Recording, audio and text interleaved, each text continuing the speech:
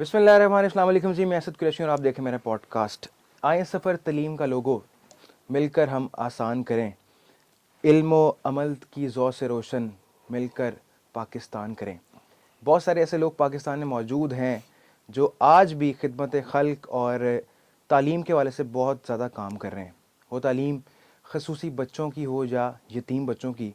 और वो तालीम शहरी हो या देहाती, हर उस जगह पर वो काम कर रहे हैं जहाँ पर जाना और जहाँ पर काम करना बहुत मुश्किल है। आज हमने ऐसी एक शख्सियत को दावत दी है जिनका नाम आमिर महमूद जाफरी है, जो डायरेक्टर हैं, एग्जीक्यूटिव डायरेक्टर हैं गजाली एजुकेशन ट्रस्ट के। और सबसे अहम बात ये है कि उनकी इन सर्विसेज की बिहाफ पर सदर पाकिस्तान ने उनको 2021 में तमगा इम्तियाज़ से भी नवाजा है। आमिर साहब हमारे साथ मौजूद हैं। सर बहुत बहुत शुक्रिया, वेलकम टू द पॉडकास्ट आपका। कैसे हैं आप? खैरियत से? ठीक ठाक हैं? गजाली एजुकेशन ट्रस्ट जो कि बहुत नामवर इदारा है और आपकी सरबराही में एक प्रॉपर वे में चल रहा है, बेसिकली इसकी बुनियाद रखने की वजह क्या बनी? इसकी बुनियादी वजह तो यही थी कि हमें लगा था कि तालीम के हवाले से हम लोग काफ़ी पीछे रह गए हैं, और हमारा मानना ये था कि 70 साल गुज़र गए हैं पाकिस्तान को बने हुए और तब्दीली नहीं आ रही। बात तो हो रही है मुसलसल इसके अंदर, कभी नए पाकिस्तान की बात होती है, कभी एशियन टाइगर बनने की बात होती है, कहीं नया पाकिस्तान बनाने की बात, लेकिन ये बातें सिर्फ बातों तक में हाँ, इस्लामी पाकिस्तान बनाने की नारे हैं, चीज़ें हैं, लेकिन ये है कि जो तब्दीली नज़र आनी चाहिए वो ग्राउंड पे नज़र नहीं आ रही। उसकी बहुत सी वजूहात हैं। हमारे नज़दीक उसकी एक बड़ी वजह ये थी कि हमें लगा कि हम तालीम में पीछे रह गए हैं उसके अंदर, चूँकि हमने देखा कि हमारे दीन का भी जो पैगाम था वो भी पहला तालीम का था उसमें ना। और रसूल करीम सल्लल्लाहु अलैहि वसल्लम ने भी, अगर आपके इल्म के अंदर हो कि जब ग़ज़वा बदर का मार्का हुआ और कफ़ार गिरफ़्तार हुए, मुशरिकीन गिरफ़्तार हुए, तो जो तावान दे के छुट सकते थे वो छुट गए, जो नहीं छुट सकते थे तो आप सल्लल्लाहु अलैहि वसल्लम ने फरमाया कि जो मदीना के 10 बच्चों को पढ़ना लिखना सिखा देगा हम उसको आज़ाद कर देंगे। तो ये बड़ा एक आप कह सकते हैं विजनरी लीडरशिप थी कि जो चाहती थी कि एक कौम तामीर करना चाहते थे, एक उम्मत बनाना चाहते थे, और उसके लिए तालीम एक बड़ी बुनियादी चीज़ थी कि जिसके ऊपर रसूल करीम सल्लल्लाहु अलैहि वसल्लम ने तवज्जो दी। जिस तरह जब मक्का में थे तो दारुल अरकम कायम किया सबसे पहले, और जब मदीना पहुँचे तो दारुल सफ़ा आपके इल्म के अंदर है। तो ये एक हमारी रवायत रही मुस्तकिल। और हम आज की दुनिया में देखते हैं कि जो भी इस वक्त दुनिया में अक़वाम आगे हैं और वो तरक्की याफ्ता समझी जाती हैं, खुशहाल समझी जाती हैं, कामयाब समझी जाती हैं, तो उनकी बुनियाद जो है, जिस तरह इकबाल ने कहा कि इन मुल्कों की जो कामयाबी है और इनकी जो खुशहाली है वो इनके राग व रंग और शराब और शबाब में नहीं है, बल्कि इनके तालीम और तहकीक के अंदर है। तो वो इस तालीम की बुनियाद के ऊपर ये कौमें इस वक्त जो है दुनिया पर रूल कर रही हैं और वो खुशहाली के फल से जो है वो इस्तिफादा भी कर रही हैं। बदकिस्मती से हम ये काम नहीं कर सके। कायद-ए-आज़म रहमतुल्लाह अलैह ने फरमाया था कि पाकिस्तान के लिए तालीम जो है ज़िंदगी और मौत का मामला है। लेकिन अनफॉर्चुनेटली आज भी पाकिस्तान में 65% लोग जो है वो पॉवर्टी लाइन से नीचे ज़िंदगी गुजार रहे हैं, और उसमें सेहत की और तालीम की सहूलतें बुनियादी तौर पर ये आप कह सकते हैं कि इस वक्त जो है उन तक मुयस्सर नहीं है, और हर गुज़रते दिन के साथ ये फासला जो है वो बढ़ता चला जा रहा है इसके अंदर। और हम देख रहे हैं कि पाकिस्तान में करोड़ों बच्चे, पहले ये 2.5 करोड़ बच्चे थे और अब ये 3 करोड़ तक फिगर हो चुकी है कि जो स्कूलों से बाहर है इस वक्त। ड्रॉप आउट हमारा सबसे हाईएस्ट है।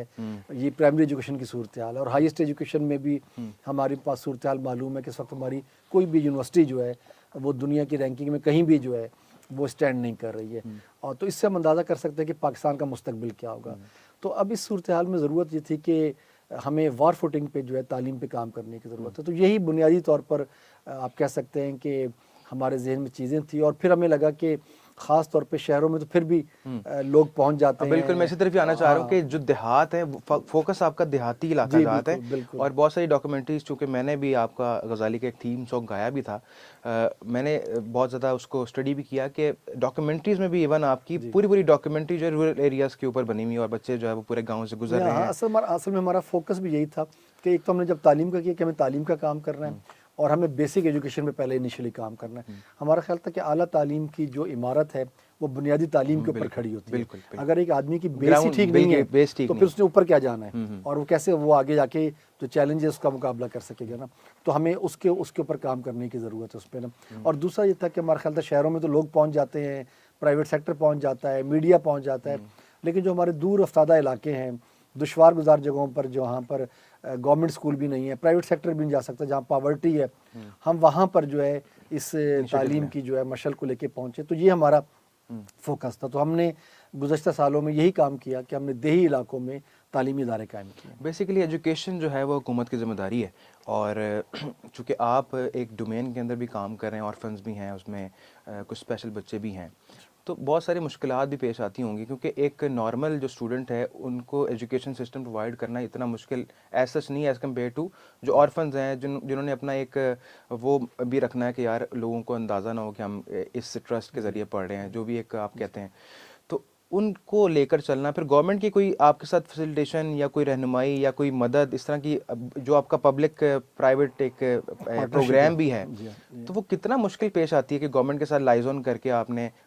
جبکہ یہ گورنمنٹ کا ہی ذمہ داری ہے اور آپ کو کرنا پڑا ان کے ساتھ مل کے. دیکھیے ایسا اس میں ایک بات ہمارے سننے والوں تک بھی پہنچنی چاہیے کہ بنیادی طور پر تعلیم اور صحت جو ہے یہ ریاست کی ذمہ داری ہے, اور خاص طور پہ جو ہمارا آئین ہے اس کا جو آرٹیکل 25A ہے وہ یہ کہتا ہے کہ پاکستان میں موجود ہر بچہ جو ہے 16 ایئر تک اس کی تعلیم جو ہے لازمی تعلیم اور فری تعلیم یہ مہیا کرنا یہ اسٹیٹ کی ذمہ داری ہے. لیکن انفارچونیٹلی جو ہمارے ملک کی موجودہ صورتحال ہے اس میں حکومت کے لیے ممکن نہیں ہو پاتا کہ وہ ہر بچے کو معیاری تعلیم جو ہے وہ مہیا کر سکے. اس صورتحال میں پھر پرائیویٹ سیکٹر آگے آتا ہے, نان فار پروفٹ سیکٹر آگے آتا ہے, اور وہ اس گیپ کو جو ہے فل کرنے کی جو ہے وہ کوشش کرتے ہیں. لیکن عملاً یہ ریاست کی ذمہ داری ہے کہ وہ اس کو جو ہے وہ ادا کریں, جو ٹیکسز ہم دیتے ہیں.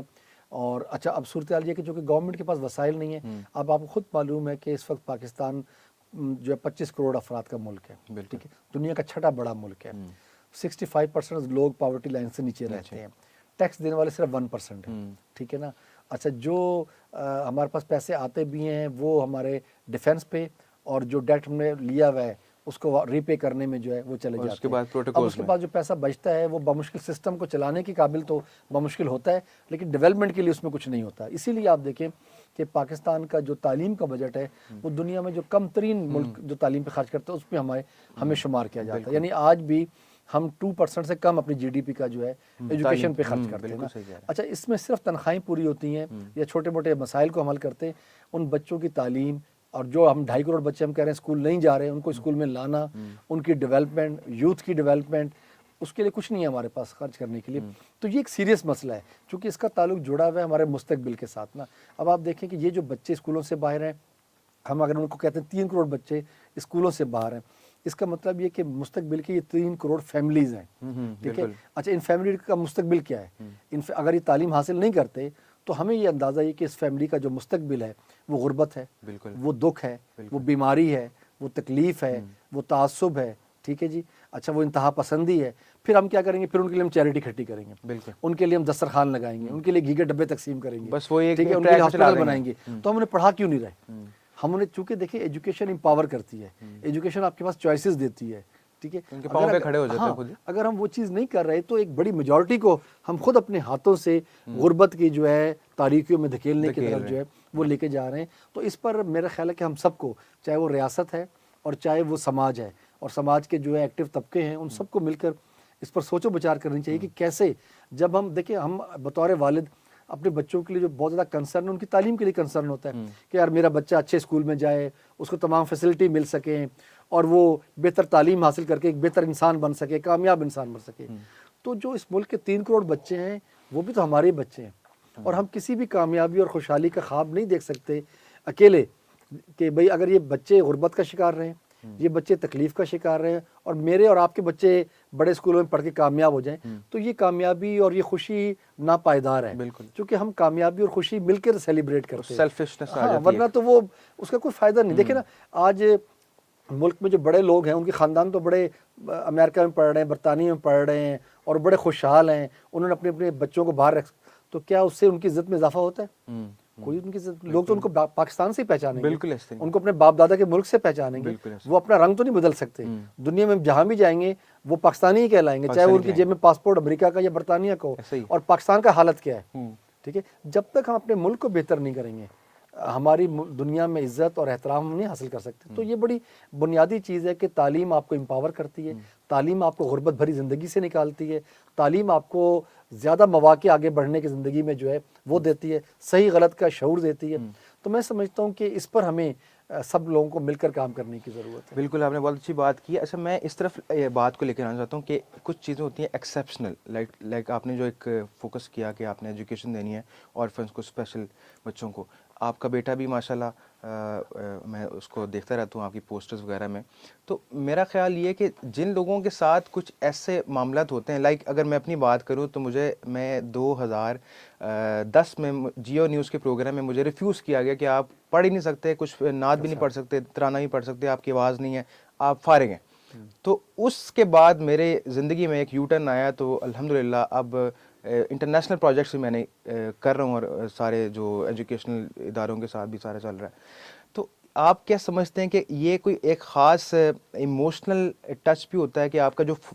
بیسیکلی ایم ہے وہ اس کے ساتھ جڑا ہوتا ہے؟ کیونکہ آپ خود اس چیز سے واقع میں، اگر آپ کسی اسپیشل بچے کو غزالی کے ذریعے ایجوکیشن دے رہے ہیں تو آپ کے ذہن میں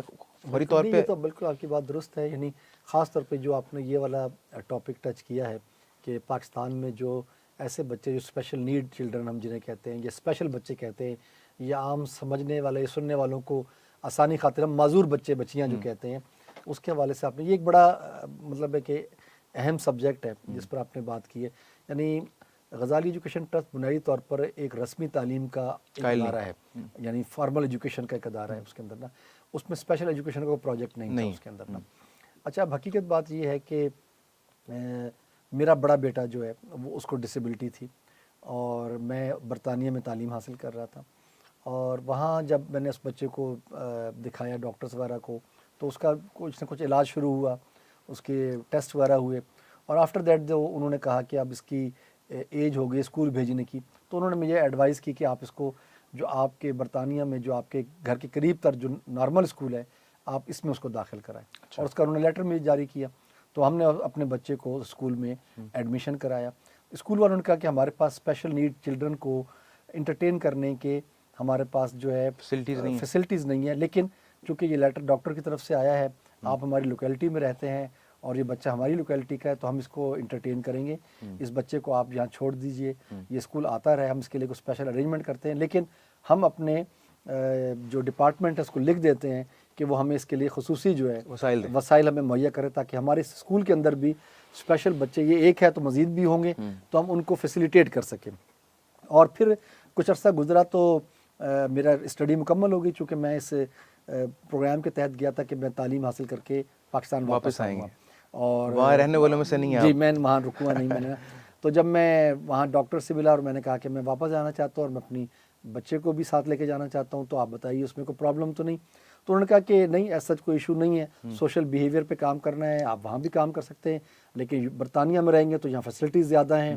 یہاں سہولیات زیادہ ہیں، اور مستقبل میں اس کے ساتھ بہت سارے فائنینشیل بینیفٹ جڑے ہوتے ہیں یہاں اسپیشل بچوں کے ساتھ، تو وہ آپ انٹرٹین کر سکتے ہیں. تو میں تو یہی کہنا چاہوں گا کہ آپ یہاں رک جائیں. ان کی ایڈوائز یہ تھی، لیکن جانا چاہتے ہیں تو بھی کوئی ایسا ایشو نہیں. تو نہیں، میں نے پھر انہوں نے کہا کہ نہیں میں جانا چاہتا ہوں، چونکہ میں سوچ کے یہ اس محرومی کا احساس آپ کو ہوا اور وہ پاکستان جی وہ پھر میں اس کے میں اسکول میں گیا اپنے بیٹے عبداللہ کے، اور انہیں میں نے کہا کہ ہم پاکستان واپس جا رہے ہیں تو اس بچے کو ہم نے اب ادھر اسکول سے نکالنا ہے. تو انہوں نے اس پر کافی احتجاج کیا. انہوں نے کہا جی یہ تو ہمارے لیے بلیسنگ تھا یہ بچہ، اور ہم نے اس کے لیے اپنے ڈپارٹمنٹ کو لکھا تھا، اور ڈپارٹمنٹ اس کے فنڈ ریلیز کر دیے ہیں، اور وہ ابھی میں ملے تو نہیں لیکن ملنے والے ہیں. تو اس فنڈ سے ہمارے اسکول کو بہت امپروومنٹ ملے گی، اور یہ تو بڑا اچھا ہوتا کہ آپ یہاں رکتے. لیکن بہرحال میں پاکستان واپس آیا. وہاں ڈاکٹر نے مجھے ریکمینڈ کیا کہ آپ یہاں پر اس کو نارمل اسکول میں جو ہے آپ بھجوائیے گا. میں جب لاہور واپس وہاں کے ڈاکٹر نے ریکمینڈ جی تو میں یہاں جب 2005-6 میں میں واپس آیا پاکستان، تو میں پھر اپنے بیٹے کو لے کے تمام بڑے اسکولوں کے پاس گیا کہ اس کو ایڈمیشن دیتے ہیں، لیکن انفارچونیٹلی سب نے انکار کیا، اور سب نے کہا کہ ہم اس کو یہاں پر جو ہے انٹرٹین نہیں کر سکتے، اس لیے کہ ہمارے پاس کوئی فیسلٹی نہیں ہے. ہم نارمل بچوں کو انٹرٹین کر لیں وہ بڑی بات ہے، دوسرا یہ کہ ہمارے نارمل بچوں کے ساتھ اسپیشل بچہ پڑھے گا تو پیرنٹس پہ بڑا برا اثر پڑے گا، اور ہماری جو ہے اسکول کی ریپو جو ہے اس سے خراب ہوگی. تو یہ کافی ڈس ہارٹنگ ایک پیرنٹس کے لیے تھا. میں اپنے بچوں کو لے کے کئی اسکولوں میں گیا، اس سے مجھے کافی ڈس اپوائنٹمنٹ ہوئی اس کے ساتھ نا. اور پھر الٹیمیٹلی میں نے پھر لاہور کے ایک اسپیشل اسکول میں اپنے بیٹے کو جو ہے وہ ایڈمیشن کروایا. اور اس دوران چونکہ میں غزالی ٹرسٹ میں کام کر رہا تھا، میں گاؤں دیہاتوں میں جاتا تھا، تو یہ میرا بیٹا چونکہ اسپیشل تھا، تو میری ایک آپ کہہ سکتے ہیں کہ انٹرسٹ ہوتا تھا کہ میں ہر اسکول گاؤں میں جاتا تو وہاں میں اپنا اسکول وزٹ کرتا، لیکن ساتھ ہی میں اپنی ٹیم سے پوچھتا کہ کیا اس گاؤں کے اندر کوئی اسپیشل بچے بچیاں بھی ہیں،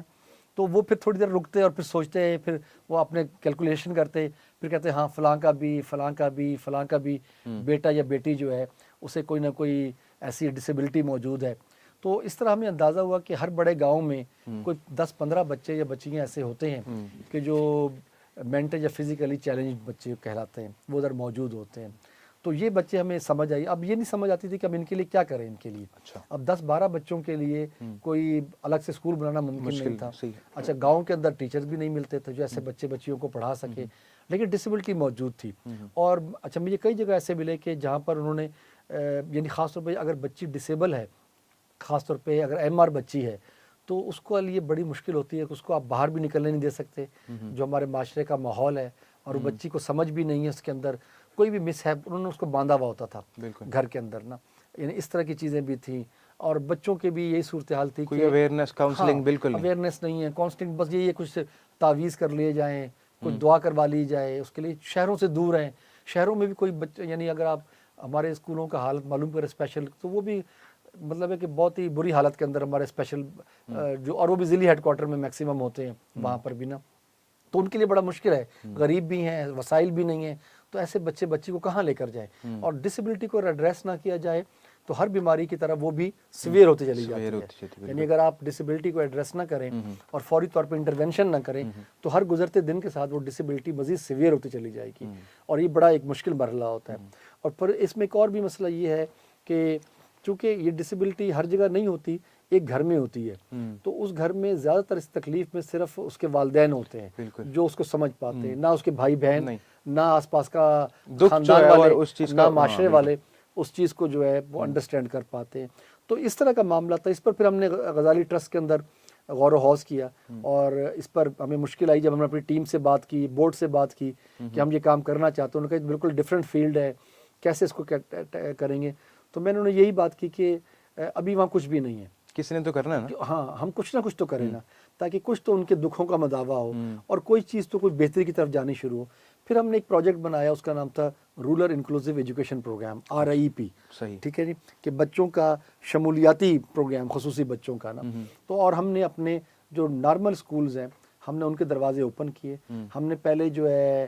ان علاقوں میں جہاں ہم نے اسکول کھولنے تھے وہاں ہم نے ایک کیمپ لگایا کہ جہاں ان بچوں کی اسکریننگ کی جاتی تھی، اسپیشل بچوں کی، اور جو بچے اس قابل ہوتے تھے کہ وہ اسکول آ سکیں ان کو پھر اسکول لانے کا اہتمام کرتے، ان کے لیے ٹیچر رکھے، ان کے لیے ریسورس روم بنائے، اور اس طریقے سے ہم نے اپنے سفر کا جو ہے آغاز کیا۔ تو آج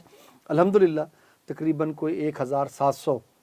ایسے بچے اور بچیاں جو کہ اسپیشل ہیں وہ ہمارے سسٹم میں تعلیم حاصل کر رہے ہیں۔ 1000 بہت جی، اور اس میں اس طرح میرے خیال ہے مور دین 100 بچے بچیاں ایسے ہیں کہ جو بارڈر لائن پہ تھے، اور ہماری اس انٹرونشن سے اب وہ بالکل نارمل بچوں کے ساتھ جو ہے ایڈجسٹ ہو گئے ہیں، ایڈجسٹ ہو کے وہ اپنی تعلیم کو، جو کہ کچھ لوگ بچے ایسے ہوتے ہیں کہ جو بیچ میں ہوتے ہیں، جو ان کو اگر آپ تھوڑی سی توجہ دے دیں، کچھ محنت کر لیں، اور ہماری RIP کی ٹیم نے بڑی محنت کی، ہمارے دوستوں نے، اور انہوں نے ان بچوں کے ساتھ کام کیا، اور بچے اب نارمل زندگی میں بیسیکلی آپ نے وہ سٹارٹ ہی رورل سے کیا، اس کی جو ساری اویئرنیس تھی وہ سارا گاؤں دیہات سے سٹارٹ کیا، تاکہ وہ اصل جو آپ کا وہ پارٹ تھا وہ دیہات والا ہی تھا، کیونکہ مشکل ہوتا وہاں پہ لوگوں کو سمجھنا اور ان کو سمجھانا۔ تو یہ پھر یہ سفر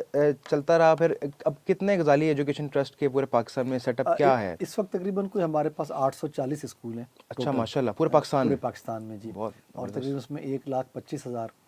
جو ہے اسٹوڈنٹس زیر تعلیم ہیں، تقریباً 5,000 اساتذہ کرام ہیں۔ اسی طریقے سے یہ ہمارا جو اسپیشل بچوں کا پروجیکٹ ہے، اس میں تقریباً 1700 بچے جو ہے وہ ہمارے مختلف اسکولوں کے اندر جو ہے تعلیم حاصل کر رہے ہیں۔ اس طرح ہمارے ہندو کمیونٹی کے ہمارے اسکول الگ سے بنائے ہوئے ہیں، 750 ہندو بچے بچیاں، ان کا پورے تعلیم کا، یہ مطلب کہ بالکل یہ بھی ایک علیحدہ چیپٹر ہے۔ جی بالکل، وہ ایک اس کا ایک سلسلہ جاری و ساری ہے۔ اس طرح ہم نے ایک اور نیا پروجیکٹ شروع کیا ہے، اس کو ہم کہہ رہے ہیں کہ جو ALP اسے کہتے ہیں، adult literacy programme, accelerated learning programme نا، ALP نا، اس کے تحت وہ بچے جو مس ہو گئے ہیں اور اب عمر بڑھ گئی ہے، ان کو جو ہے نارمل اور اس کو مین اسٹریم کرنے کے لیے ان کے لیے ہم نے سینٹر بنائے ہیں۔ اور ابھی ہم ایک بلوچستان کے اندر جو ہے پڑھتا بلوچستان کے نام سے ایک پروجیکٹ شروع کر رہے ہیں، جس میں ہم ڈیجیٹل لرننگ اسکول بنا رہے ہیں 1 روم کے، اور یہ 50 اسکول ہم شروع کرنے جا رہے ہیں بلوچستان کے اندر، بلوچستان میں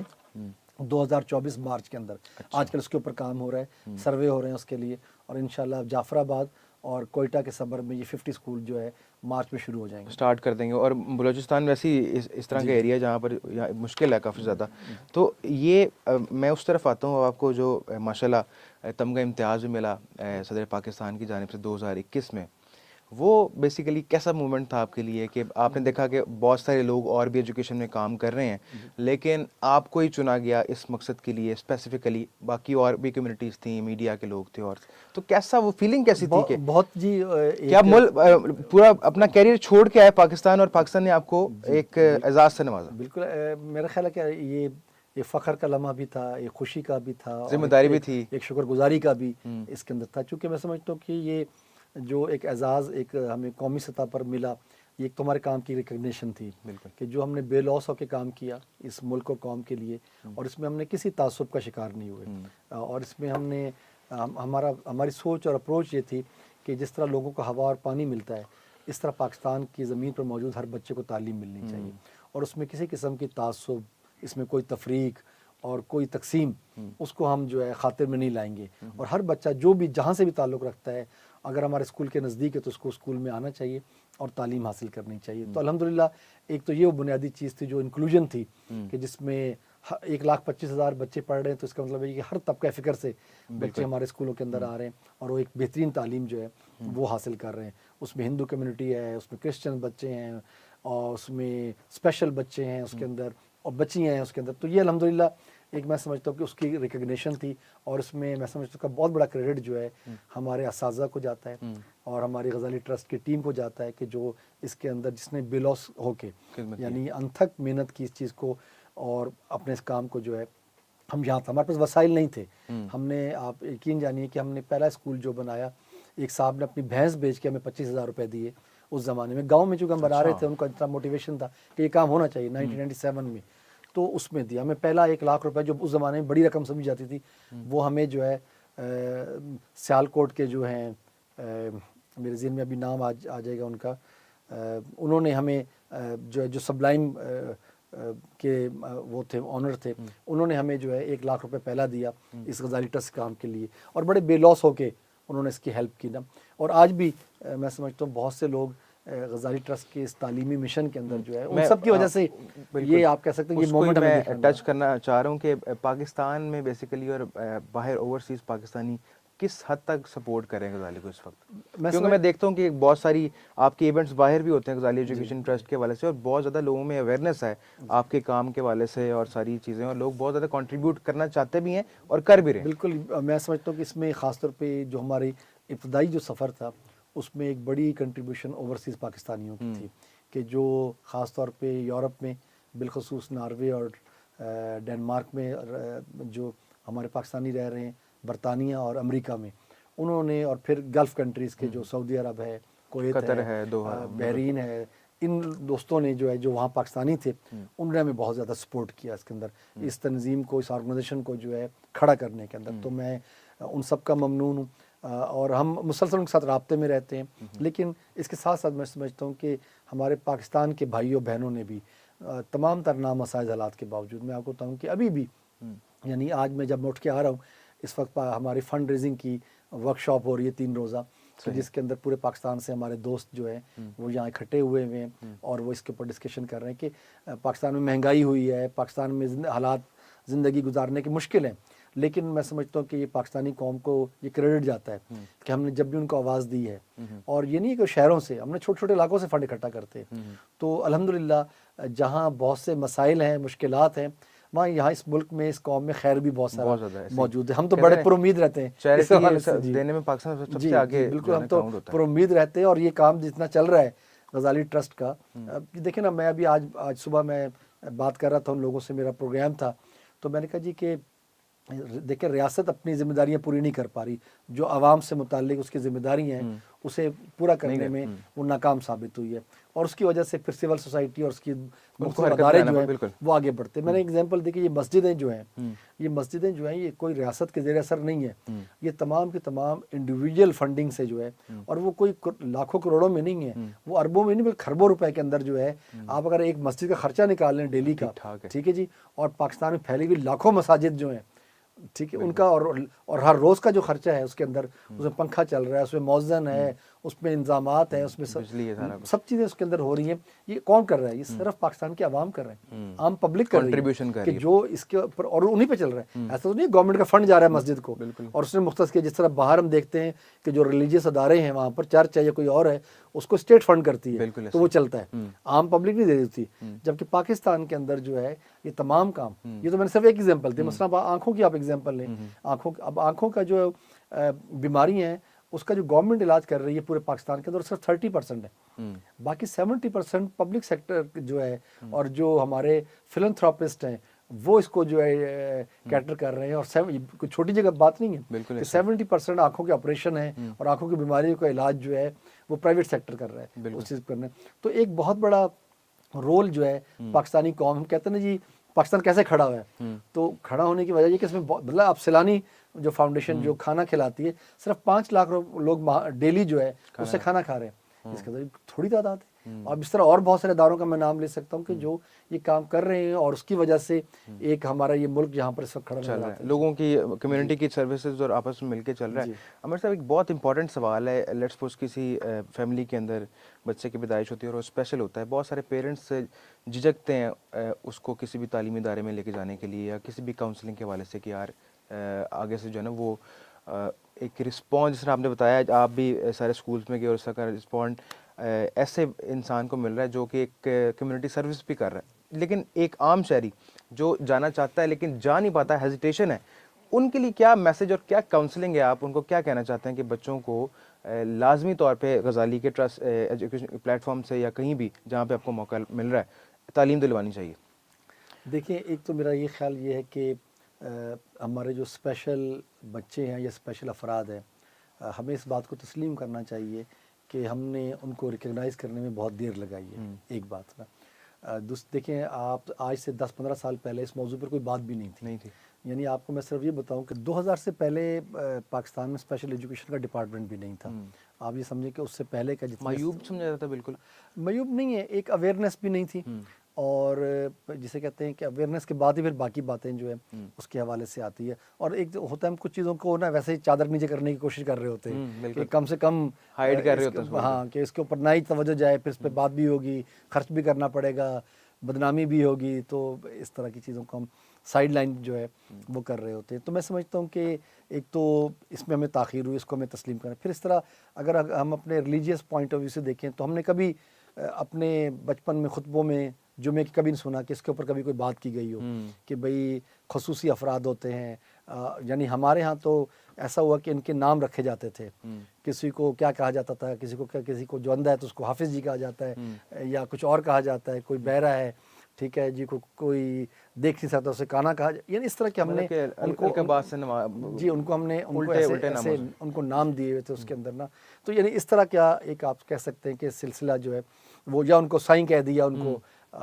سلسلہ جو ہے وہ اس طرح کا جا رہا تھا۔ میں سمجھتا ہوں کہ اگر ہم مغرب کی جانب دیکھیں اس حوالے سے تو آپ وہاں لگتا ہے کہ ان کو انہوں نے بلیس چائلڈ کا خطاب دیا ان کو نا، اور ان کو معاشرے میں ایک VVIP کا درجہ ان کو عطا کیا، اور میں دیکھتا ہوں کہ شاید یہی وجہ ہے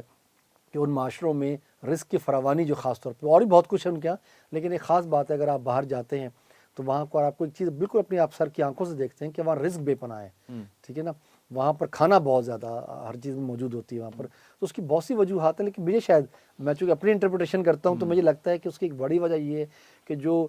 ان کے معاشرے کے جو مجبور اور مقہور لوگ ہیں، جو بالکل گئے گزرے لوگ ہیں، انہوں نے ان کی جو ہے ان کو پکڑا ہے اور ان کی عزت میں اضافہ کیا ہے، اور ان کی جو ہے ضروریات کا خیال کیا ہے، اور ان کو ایک شاندار زندگی گزارنے کے تمام مواقع جو ان کے بس میں تھے اسے مہیا کرنے کی جو ہے وہ کوشش کی گئی ہے اس کے اندر نا۔ جبکہ ہمارے ہاں یہ ہوا ہے کہ ان کو دولے شاہ کے چوہے بنا دیے گئے، کرنے کی کوشش کی ہے, اور ان کا کوئی ولی وارث نہیں تھا, ماں ہی اس بچے کے ساتھ سب کچھ کر رہی ہوتی تھی. لوگ اس کو ڈیگریڈ, مثلا میں آپ سے کچھ عرصے پہلے میں کئی جگہ پر کہہ بھی چکا ہوں کہ میں ایک دفعہ کامرا گیا اور اپنے اسپیشل بچوں کی کلاس کو وزٹ کر رہا تھا, تو وہاں کی ٹیچر نے مجھے ایک بچے سے ملوایا جو ایک تصویر والی کتابوں کو کھول رہا تھا اور بند کر رہا تھا. تو کہنے لگی سر اس بچے کو دیکھیے. تو میں نے اس کو دیکھا, میں نے کہا کیا خاص بات ہے اس کے اندر؟ تو کہنے لگی آج سے کچھ مہینے پہلے اس کی ماں اس بچے کو لے کر آئی تھی اس اسکول میں, اور اس کے دونوں ہاتھ رسی سے بندھے ہوئے تھے. ٹھیک ہے, تو ہم نے اس سے پوچھا کہ آپ نے اس کے ہاتھ رسی سے کیوں باندھے ہوئے ہیں؟ تو اس کی ماں نے کہا کہ جب اس کے ہم ہاتھ کھولتے ہیں تو یہ اپنے دونوں ہاتھوں سے اپنے گالوں کو اتنا مارتا ہے کہ اس پہ نیل پڑ جاتے ہیں اس کے اندر. تو میں ماں ہوں, مجھ سے دیکھا نہیں جاتا, تو میں نے اس کے ہاتھ رسی سے باندھ دیے, اور یہاں کوئی ہے بھی نہیں. اب پتہ چلا ہے کہ آپ کے اسکول کے اندر اسپیشل بچوں کی کلاس شروع ہو گئی ہے, تو کیا آپ اس بچے کو ایکسیپٹ کر لیں گے, میرے بچے کو یہاں رکھ لیں گے؟ ٹیچر نے کہا کیوں نہیں رکھ لیں گے, ہم نے اسی کے لیے کھولی ہے, آپ اس بچے کو یہاں چھوڑ دیں. پھر مجھے ٹیچر کہنے لگی کہ سر اب دیکھیں, اب یہ نہیں مار رہا, یہ کتاب سے کھیل رہا ہے, یہ کتنا خوش ہے. تو میں نے اس ٹیچر کی بڑی تعریف کی, میں نے کہا تم نے اس کی ماں کو کتنی سہولت, کتنی ٹھنڈک تم نے اس کی ماں کو پہنچائی ہے, اور تم ولی ہو ہمارے لیے, تو جس طرح تم نے یہ کام کیا اس کے اندر. تو یہ ایک چھوٹی سی ایگزامپل ہے, اس طرح کی ہمارے پاس درجنوں ایگزامپل ہے. لیکن جو آپ نے سوال کیا, میں سمجھتا ہوں کہ یہ ہمارے معاشرے کے اندر اس چیز کو دیکھنے کی ضرورت ہے. بالخصوص دیکھیں جب والدین کے ہاں ایسا بچے پیدا ہوتے ہیں تو پہلا تو بیچارے ان والدین کے لیے بھی ایک شاکنگ نیوز ہوتی ہے. ان کو پہلے تو کچھ سمجھ ہی نہیں آتا کہ وہ ہوا کیا ہے. وہ ڈاکٹر کے پاس دوڑتے ہیں اور پتہ نہیں کیا کچھ وہ سوچتے ہیں, دوائیں لیتے ہیں, دعائیں کراتے ہیں اس چیز کے اندر. پھر کچھ عرصے بعد وہ اس کو ایکسیپٹ کرنے کے قابل ہوتے ہیں کہ ہاں یہ ایک ریئلٹی ہے, لیکن اس کو بھی چھپا کے رکھتے ہیں. بچے کو تقریبات میں لے کے نہیں جاتے, کوئی مہمان آ جائے تو اس کو اندر بند کر دیتے ہیں کہ کوئی دیکھ نہ لے اس چیز کے اندر نا. اس طرح کی جو ہے وہ چیزیں کرتے ہیں. یا پھر یہ رویہ دیکھنے میں آتا ہے کہ اس بچے کو باقی بچوں کی بنسبت حقیر سمجھا جاتا ہے, اس کی ضروریات پوری نہیں کی جاتی کہ اس کو کیا ضرورت ہے, اسے پڑھانے کی ضرورت نہیں ہے, اسے کتاب کی ضرورت نہیں ہے, ہاں اس نے کیا کرنا ہے, اس نے کیا بن جانا ہے. اس طرح کے جو ہے یہ رویے ہمارے اپنے والدین کے یا قریبی ان لوگوں کے ہوتے ہیں اس کے اندر. تو میں یہ سمجھتا ہوں کہ اس پر ہمیں ایک تو توجہ دینے کی ضرورت ہے کہ دیکھیں بچوں, اچھا ایک زمانے میں یہ سمجھا جاتا رہا کہ یہ بچے کی پیدائش شاید کسی گناہ کا نتیجہ ہے, ٹھیک ہے نا, اور جو ہے والدین سے ڈرتے تھے, چھپاتے تھے اس چیز کے اندر. تو اب بہرحال اس میں بہتری آئی ہے پہلے کی بنسبت. ایک تو میرا یہ خیال یہ ہے کہ اس کو اللہ کے امر کے طور پہ لینا چاہیے, اور یہ اس بچے کے لیے نہیں, اس کے والدین, اس کی فیملی اور ایٹ لارج اس سوسائٹی کے لیے یہ بنیادی طور پہ ایک آزمائش ہوتی ہے اس کے اندر. اور اس کے لیے ایک سے سوال ہوتا ہے کہ وہ اس بچے کے ساتھ کیسا رویہ اختیار کرتے ہیں. یہ میں آپ کی بات کو بالکل سیکنڈ کرتا ہوں. میرے والد صاحب کی 2 بہنیں تھوڑی پیدائش کے بعد کچھ عرصے بعد ان کے اندر کوئی ڈسیبلٹی آئی, تو وہ بتاتے ہیں کہ ہمارے دادا مرحوم کا اس کے بعد جو ہے نا وہ کاروبار میں یا ان کی انکم میں بہت اضافہ ہوا, گھر میں بہت برکت ہوگی, اور بہت رزق کی فراوانی جو آپ نے بتایا بیسٹ کی بات کی. تو ان سے جب کافی لوگ پوچھتے تھے کہ آپ کا ماشاءاللہ کافی اچھا سیٹ اپ ہو گیا, اس کی وجہ کیا ہے, تو وہ ان دونوں اپنی بیٹیوں کو یعنی ہماری مرحوم پھپھوؤں کو کوٹ کرتے تھے کہ ان کی برکت کی وجہ سے ایسا ہے. اور میرے ایسے بہت جاننے والے ہیں, میں نے جن کے گھروں میں جاتا ہوں, جن سے میں ملتا ہوں, جن کے بہن بھائیوں میں سے یا کسی بھانجے بھتیجوں میں سے کوئی اسپیشل بچہ ہے, تو اس کی وجہ سے وہ نظر آتا ہے کہ رزق اور اس کے گھر کے معاملات کتنے زیادہ اللہ تعالیٰ نے اسٹیبل رکھے ہوئے ہیں. یہ بالکل ایسے دیکھیں, میں خود کہتا ہوں, میں تو غزالی ٹرسٹ کے اندر جب سے ہم نے یہ پروجیکٹ شروع کیا ہے مینی فولڈ ہم آگے چلے گئے, ٹھیک ہے. تو یہ تو میں اپنے ادارے کی بات کر رہا ہوں. اور جن گھروں میں دیکھیں صرف یہ نہیں ہے کہ وہ ان کی بلیسنگ اس وقت آئے گی جب آپ ان بچوں کے ساتھ جو ہے ٹریٹمنٹ ٹھیک کریں گے, ان بچوں کو وہی حقوق دیں گے جو باقی بچوں کو دیتے ہیں, ان بچوں کے ساتھ جو ہے ہمدردی کی بنسبت ان کو جو ہے ہمسری دیں, ان کا ایکول رائٹ دیں, ان کی ضروریات کا اسی طرح خیال رکھیں, بلکہ تھوڑا سا آگے جا کر ان کی ضروریات کا خیال رکھا جائے. اور ان کے ساتھ جو ٹریٹمنٹ ہے, چونکہ وہ خاص بچے ہیں, وہ خاص لوگ ہیں, ان کے ساتھ ٹریٹمنٹ بھی جو ہے خاص ہونی چاہیے. معاشرے کو پتہ چلنا چاہیے کہ یہ ہے وہ بچے, اور جس محلے میں وہ بچے ہوں, جس محلے میں وہ بچی ہو, وہ محلہ اس پہ فخر کرے اور کہے کہ ہمارے پاس ایک ایسا بچہ اور بچی اس گلی میں موجود ہے جو اسپیشل ہے. تو اس سے محبت کرنا, اس کا خیال رکھنا, یہ بالکل اس طریقے سے ہے کہ دیکھیں جس طرح ہم لوگ یہ دیکھیں, یہ ہم سے کہتے ہیں یہ ڈفرینٹلی ایبل لوگ ہیں. ایسا نہیں ہے کہ یہ کوئی, جس طرح آپ میں کچھ لوگ ذہین زیادہ ہوتے ہیں, کچھ کم ہوتے ہیں, کچھ قد میں اونچے نیچے ہوتے ہیں, کوئی رنگ میں پلس مائنس ہوتے ہیں. اس طرح یہ ان کی ابلٹی میں بھی فرق ہوتا ہے. جیسے آنکھ اندھا ہے تو اس کے کان کی سماعت جی زیادہ ہے, بالکل, اللہ نے ہمیں اس کو ایکسٹرا چیز دی ہوئی ہے. بالکل کئی بلیسنگز ہوتی ہیں, کئی چیزیں ہوتی ہیں جو موجود ہوتی ہیں, ہمیں اس پہ فوکس کرنا چاہیے اور ان بچوں کو ہمیں لے کے چلنا چاہیے, ان لوگوں آن کرنا چاہیے, آن کرنا چاہیے, اور ہمیں دیکھنا چاہیے کہ کسی جگہ نہیں ہے تو وہاں ہونے چاہیے. اگر آپ کے اس ادارے میں جہاں میں بیٹھا ہوں اگر کوئی ڈسیبل بندہ کام نہیں کر رہا تو اس پہ متفکر ہونا چاہیے کہ یار یہ کیسا ادارہ ہے جو اتنا بڑا خیر کا کام کر رہا ہے اور اس میں کوئی اسپیشل بندہ کام نہیں کر رہا ہے, سر موجود نہیں ہے. تو یہ ایک ایسی چیز ہے کہ جس پہ ہم سب کو مل کر بات کرنی چاہیے, کام کرنا چاہیے اس چیز کے اندر, ان کے لیے گنجائش نکالنی چاہیے. اور اگر ان سے جس طرح ہم کہتے ہیں نا رمضان آ گیا ہے تو جی اونر سے توقع رکھی جاتی ہے کہ جی جو جنہوں نے روزے رکھے ہیں ان سے ذرا کام مشقت کم لی جائے, تو سیم اس طرح جو اسپیشل لوگ ہیں ہم ان کا بھی خیال رکھیں. اگر وہ کسی ادارے میں آ گئے ہمیں ان کی پتہ ہے ڈسیبلٹی کا, تو ان کے لیے گنجائش نکالیں, دل کو بڑا کریں ان کے لیے. ٹھیک ہے کہ اگر کام تھوڑا کر لے تو کوئی حرج نہیں ہے, لیکن وہ ہمارے پارٹ اینڈ پارسل ہونے چاہیے, وہ ہماری زندگی میں نظر آنے چاہیے. جس زندگی کے اندر, جس معاشرے کے اندر اگر میرے دائیں بائیں اسپیشل لوگ بیٹھے نظر نہیں آتے تو وہ ٹھیک نہیں ہے, وہ ٹھیک نہیں ہے. ہونے چاہیے ہمارے ساتھ. اس چیز فکر کی ضرورت ہے, ہمیں فکر کی ضرورت ہے, اور ایسے لوگوں کو تلاش کر کے خاص طور پہ میں کہنا چاہتا ہوں کہ ان کے والدین کی حوصلہ افزائی کریں.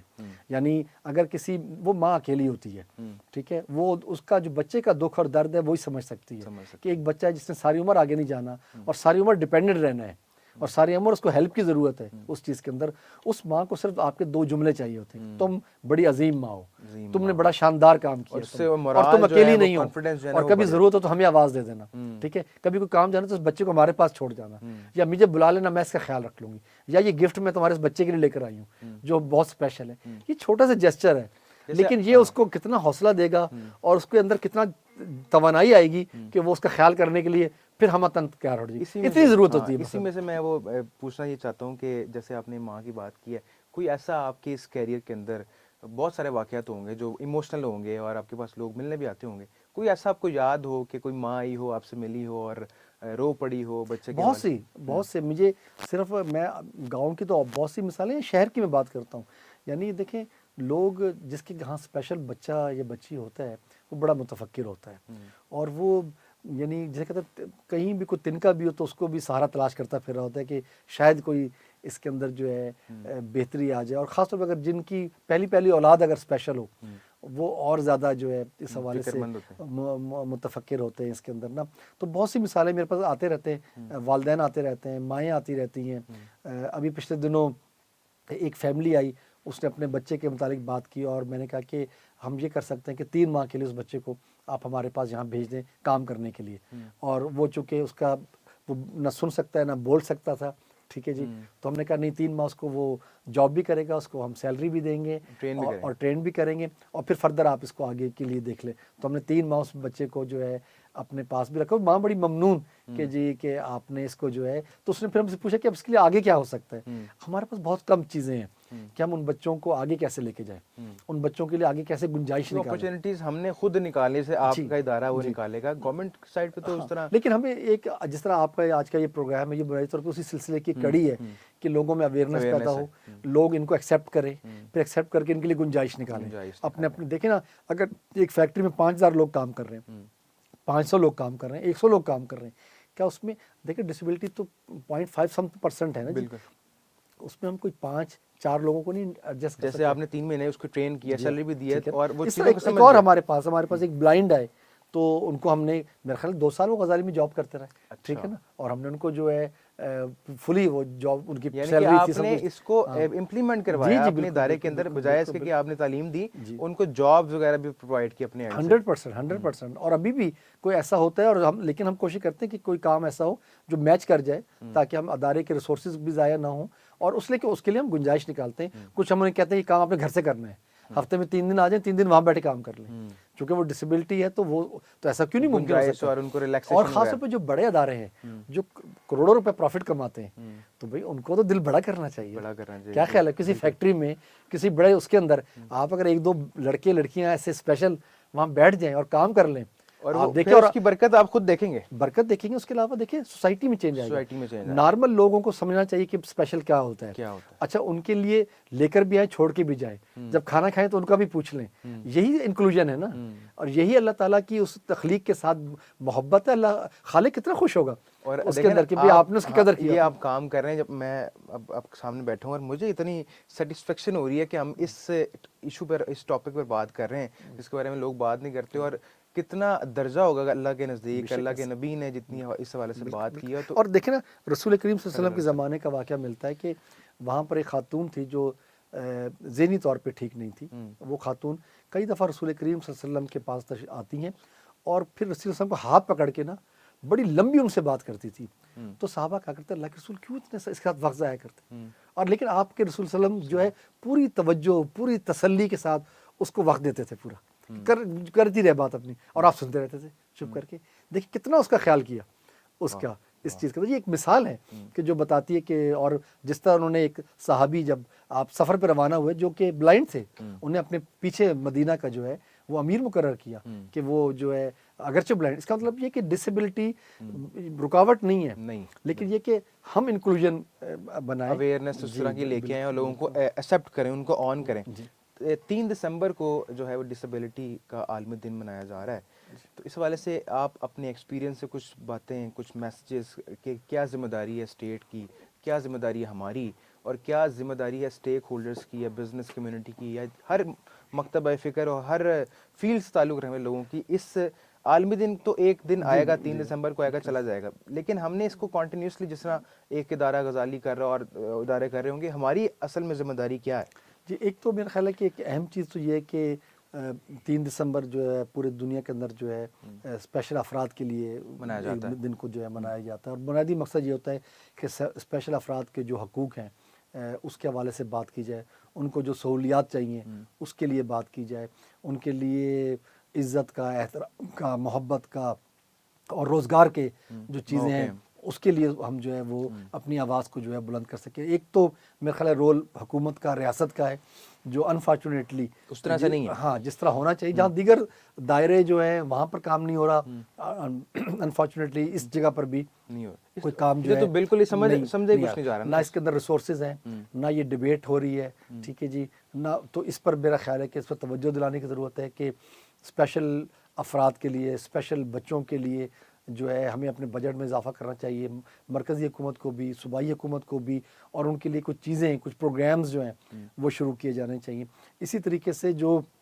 سماج ہے, معاشرہ ہے, اس کے اندر بھی جو خاص طور پہ جو رویے ہیں اسپیشل افراد کے لیے حوالے سے, اس پر بات کرنی چاہیے کہ جی ہم سب سے پہلے تو یہ کہ ہم اپنے آس پاس ایسے افراد کو تلاش کریں. ہمارے بالکل موجود ہیں, ہمارے گھروں میں, خاندان میں موجود ہوں گے, ہمارے محلے میں موجود ہوں گے. ہمارا ان کے ساتھ کیا رویہ ہے؟ کیا ہم نے کبھی اسپیشل افراد کے حوالے سے کوئی پوچھا ہے کسی کو جا کر کہ آپ کے ہاں آپ کا بیٹا یا بیٹی ہے, کیا حال ہے, خیریت سے ہے, ہم اس کے لیے کیا کر سکتے ہیں, اور اس کی حوصلہ افزائی جس طرح میں نے پہلے کہا ہے کہ صرف جا کر آپ کے چند جملے تھپکی دینا کہ آپ اکیلے نہیں ہیں, ہم آپ کے ساتھ ہیں اور یو آر ویری بلیسڈ, کہ آپ کے گھر میں ہے, صرف آپ کے گھر بلیسڈ نہیں ہے, ہمارا پورا محلہ آپ کی وجہ سے بلیسڈ ہے کہ ہمارے پاس یہ بچہ ہے. صرف یہ کہنا, اس سے بھی بڑا فرق جو ہے پڑے گا. دوسرا یہ کہ ایسے بچوں اور بچیوں کو جو ہے اپنے ساتھ شریک کرنا, یعنی اپنے کھیلوں کے اندر شریک کرنا. یعنی جب ہم جائیں تو کیا اسپیشل بچہ نہیں جا سکتا گراؤنڈ کے اندر, کیا 2 بچے اس کو پکڑ کے لے کے نہیں جا سکتے وہاں پر. دوسرا یہ کہ تھوڑا سا ہمارے جو مقامات ہیں وہ ایکسیسیبل نہیں ہیں ہمارے بچوں کے لیے, یعنی ایک چھوٹے سے ایفرٹ ہی کرنی ہوتی ہے کہ آپ کا ادارہ بنا ہے تو اس میں 2 سیڑھیوں کے ساتھ ایک ریمپ بھی بنا دیا جائے کہ جہاں پر وہ, اب دیکھیں ہمارے پورے صرف یہ ہاسپٹل تک محدود ہے, ہمارے پورے معاشرے میں دیکھیں فٹ پاتھ نام کی چیز ہی نہیں ہے. آج اگر کوئی بندہ ہے جو چل نہیں سکتا, وہ اگر ویل چیئر پہ چلنا چاہے تو مین روڈ پہ چلے گا, وہ چل ہی سکتا, ویل چیئر لے کے بھی استعمال نہیں کر سکتا. اور دنیا کے آپ دیکھیں ڈیولپ کنٹری ہیں, وہاں پر جو ہے فٹ پاتھ زیادہ بڑے ہیں, ٹھیک ہے نا, پیڈسٹرینز اور اس طرح اور اس کے لیے خاص اسپیشل افراد کے لیے ہر جگہ, چاہے وہ بینک ہے, چاہے وہ دکان ہے, چاہے وہ کارخانہ ہے, اس کے لیے انتظام ہے, اور وہ بغیر کسی اس کے وہ اپنی ویل چیئر کے ذریعے سے موو کر سکتا ہے اس چیز کے اندر نا. تو یہ ایک بہرحال میں سمجھتا ہوں کہ کچھ چھوٹے چھوٹے جیسچر ہیں, اگر ہم اس کو بھی اختیار کر لیں تو ضرورت ہے. اور اس کے علاوہ ایک اس کا دوسرا اسپیکٹ یہ ہے کہ خاص طور پہ اویئرنیس، جس طرح آپ کے پروگرام ہیں اس میں اویئرنیس ہے. آج کل خاص طور پہ ڈسیبلٹی کے حوالے سے میں سمجھتا ہوں کہ ہماری ٹیم بھی کام کر رہی ہے، لیکن چونکہ ہم سروس ڈیلیوری کے اندر ہیں تو وہ افراد یا ادارے ان کو آگے آنا چاہیے کہ جو خاص طور پہ لوگوں کو یہ بتا سکیں کہ اس کو روکا کیسے جا سکتا ہے. کیونکہ آج سائنس جہاں ترقی کر گئی ہے وہاں پر ہم جان سکتے ہیں کہ جو بچے ہیں ان کی پیدائش سے پہلے کہ اس میں ڈسیبلٹی ہے یا نہیں ہے، ٹھیک ہے نا. اور اگر ڈسیبلٹی ہے تو اس کے لیے کیا معیار لینے ہیں اس کے لیے نا، کیا اس کو کیری کرنا ہے اس کو، یا اس کے لیے کوئی اور کمیونیکیشن ہے کیا اس کے ساری تو یہ چیزیں اگر ہم اس کا اپنے لوگوں کو اس کا اویئرنیس دیں، ٹھیک ہے. یا جس طرح کزن میرج کی بات آتی ہے، یعنی اس طرح کی چیزیں ہیں. یہ ایک الگ یعنی ایک موضوع ہو سکتا ہے گفتگو کا کہ جس پر بات کرنے کی ضرورت ہے تاکہ ہمارے سننے والے اس پیغام کو آگے پہنچا سکے، کیونکہ اس سے بھی ڈسیبلٹی بہت بڑی ہے گزشتہ عرصے کے اندر. بالکل صحیح. بہت بہت شکریہ عامر صاحب، آپ نے وقت دیا، بہت زبردست باتیں ہوئیں جی. بہت عامر صاحب نے امپورٹنٹ بات کی کہ اگر آپ کے ارد گرد کوئی اسپیشل یا خصوصی بچے اور افراد موجود نہیں ہیں تو بھی فکر کی ضرورت ہمیں ہے اور بہت زیادہ سوچنا چاہیے. اور میں نے خود بھی ایکسپیرینس کیا کہ جتنے بھی میں نے جو اسپیشل چائلڈز ہیں یا خصوصی افراد ہیں ان کے ساتھ وقت گزارا ہے تو ان کی ایک رونق ہی الگ ہے، ان کی ایک برکت ہی الگ ہے. اللہ تعالیٰ ہمیں توفیق دے کہ ہم اس کار خیر میں ہم بھی اپنے حصے جو پارٹیسپیٹ اس میں کر سکتے ہیں ہم کریں. اور آپ لوگوں کی میسج یہی ہے کہ آپ کے ارد گرد جو لوگ خصوصی ہیں، جو لوگ اٹینشن کے مستحق ہیں، ان کو ضروری جو اٹینشن ہے آپ لوگ اس میں اپنی دیں اور ان کے ساتھ وقت گزاریں. ان کے ساتھ وقت گزار کے اپنے آپ کے اندر آپ ایک سیٹسفیکشن فیل کریں گے کہ کیسے آپ کو ایک اندرونی اور روحانی سکون ہو رہا ہے. یہ تھا جی آج کا پوڈ کاسٹ. اگلے پوڈ کاسٹ سے ملاقات ہوگی. اپنا بہت سارا خیال رکھیے گا. پاکستان زندہ باد.